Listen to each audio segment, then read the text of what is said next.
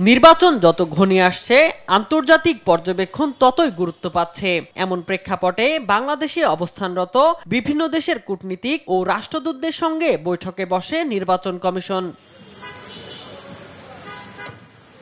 রোববার সকালে রাজধানীর একটি হোটেলে এ বৈঠকে ইউরোপীয় ইউনিয়ন সহ বিভিন্ন দেশের মিশন প্রধানরা অংশ নেন।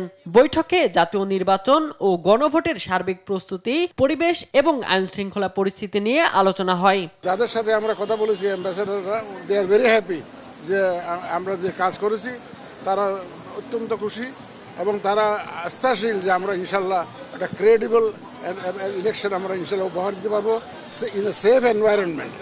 ভিগো ওয়্যার গার্ড প্রয়োজন মতো বাঁকানো যায়, অধিক চাপেও ভাঙে না।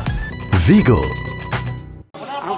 নির্বাচন অবাধ, সুষ্ঠু ও গ্রহণযোগ্য করতে সব ধরনের প্রশাসনিক ও নিরাপত্তা প্রস্তুতি নেওয়া হয়েছে। ভোটাররা যেন নির্বিঘ্নে ভোটাধিকার প্রয়োগ করতে পারেন সে বিষয়ে সর্বোচ্চ গুরুত্ব দেওয়া হচ্ছে। ওনারা কোশ্চেন করেছিলেন যে আমরা পোস্টাল ভোটের পদ্ধতিটা জানতে চেয়েছেন ওনারা।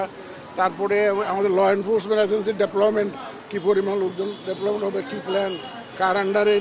বৈঠকে নির্বাচন নিয়ে নিজেদের পর্যবেক্ষণ ও প্রত্যাশা তুলে ধরেন কূটনীতিকরা। শান্তিপূর্ণ পরিবেশে নির্বাচন অনুষ্ঠানের গুরুত্ব দেন তারা।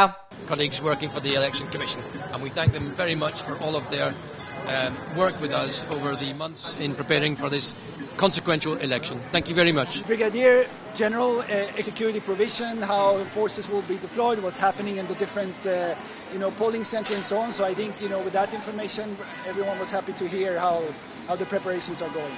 নির্বাচনে সব ধরনের সহযোগিতার আশ্বাসও জানান কূটনীতিকরা। শামীম হোসেন, নিউজ ডেস্ক, দেশ টিভি।